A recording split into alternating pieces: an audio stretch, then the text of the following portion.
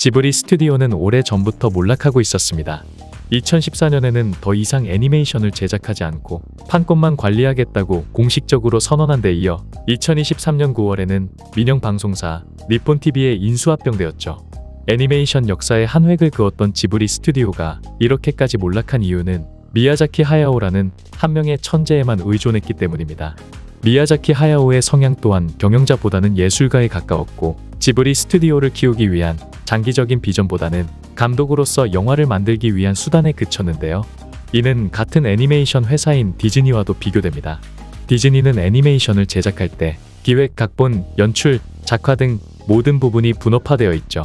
공장 시스템을 구축해 애니메이션을 만들기 때문에 감독 개인의 개성이 드러나지는 않지만 괜찮은 작품들을 계속해서 만들 수 있습니다. 하지만 지브리 스튜디오는 개인의 재능에 의지한 공방입니다. 미야자키 하야오는 기획, 각본, 연출, 작화를 모두 혼자서 합니다. 그는 천재입니다. 그것도 성실한 천재죠. 일반적인 애니메이터가 하루 평균 10장을 그릴 때 그는 30장 이상을 그린다고 합니다. 그래서 지브리 스튜디오는 미야자키 하야오라는 천재의 개성을 듬뿍 담을 수 있었지만 동시에 한계가 명확하기도 했습니다. 천재성과 장인정신에 의존한 애니메이션 제작은 비용과 효율성 측면에서 한계가 분명했기 때문이죠. 지브리는 분명 엄청난 흥행을 거뒀지만 그만큼 지출이 많아 회사 자체는 늘 위태로웠습니다. 무엇보다 가장 큰 문제는 미야자키 하야오의 후계자를 만들 수 없었다는 점인데요. 미야자키 하야오라는 성실한 천재를 옆에서 지켜본 사람들은 질려서 스스로 나가버리거나 모든 것을 혼자서 해버리는 미야자키 하야오 때문에 자신이 성장할 수가 없어서 지브리를 나갔습니다. 외부 투자자들도 흥행이 검증된 미야자키 하야오가 아니라면 쉽게 거액을 투자하지도 않았죠. 물론 지브리 스튜디오에서도 그의 후계자를 찾으려는 노력이 있었습니다. 첫 번째 후보는 모치즈키 도도미 감독이었습니다. 그는 지브리 스튜디오 소속이었지만 미야자키 하야오와 다른 자신만의 개성을 갖고 있었는데요. 그는 1993년 바다가 들린다의 감독을 맡아 고등학생들의 풋풋하고 섬세한 감정을 잘 묘사하며 대중들로부터 많은 호평을 받았습니다.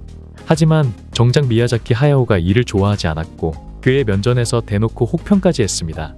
개성이 너무 강해 지브리 스타일과 다르다는 이유였죠. 결국 모치즈키 도도미 감독은 이후 지브리 스튜디오에서 배제되고 말았습니다. 두 번째 후보는 곤도 요시우미 감독이었습니다. 미야자키 하야오는 자신이 혹평했던 바다가 들린다가 개봉하고 고작 2년 후에 그가 신뢰했던 곤도 요시우미에게 감독을 맡겨 귀를 기울이면을 내보였습니다. 마치 지브리 스타일의 청춘물은 이런 것이다를 보여주듯 말이죠. 하지만 귀를 기울이면의 감독은 분명 곤도 요시우미였지만 미야자키 하야오가 많이 관여한 작품이기도 합니다. 곤도 요시우미 감독 역시 미야자키 하야오의 참견을 견디다 못해 여러 번 충돌했다고 하죠.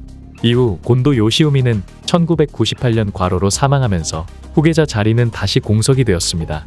마지막 후보는 안도 마사시였습니다. 그는 모노노케 히메, 센과 치히로의 행방불명 등 여러 작품들에서 작화 감독을 맡았는데요.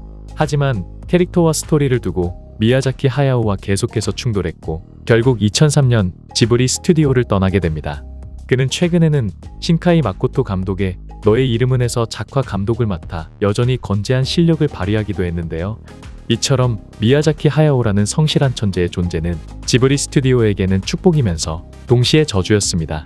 그를 뛰어넘는 후계자를 찾는 것이 불가능할 뿐더러 자신만의 개성을 가진 신인 감독이 나타나더라도 미야자키 하야오가 자신의 생각을 강요하고 간섭했기 때문이죠. 결국 지브리 스튜디오는 이런 악순환이 반복되며 미야자키 하야오의 독주체제가 만들어졌지만 그 또한 나이를 먹으며 예전 같은 활동이 어렵게 되면서 지브리 스튜디오는 2014년 제작 중단 선언에 이어 2023년에는 니폰TV라는 민영 방송사에 인수되기에 이르렀습니다. 니폰TV는 지브리 스튜디오가 계속해서 애니메이션을 제작할 수 있도록 지원을 아끼지 않겠다 밝히긴 했지만 근본적인 문제가 해결되지 않는 이상 큰 변화는 없을 것으로 보이는데요.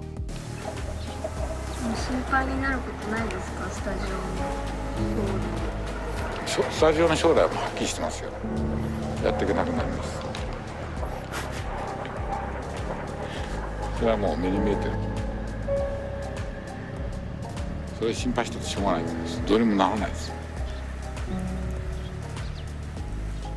지브리 스튜디오는 미야자키 하야오 개인의 관점에서는 자신의 예술성을 마음껏 발휘할 수 있는 수단이었지만 반대로 지속가능한 매출과 이익을 내야 하는 기업 관점에서는 실패했다고밖에 볼 수 없는데요. 영원할 것 같았던 지브리 스튜디오도 이제는 우리의 가슴 한편에 추억으로 남게 되었습니다.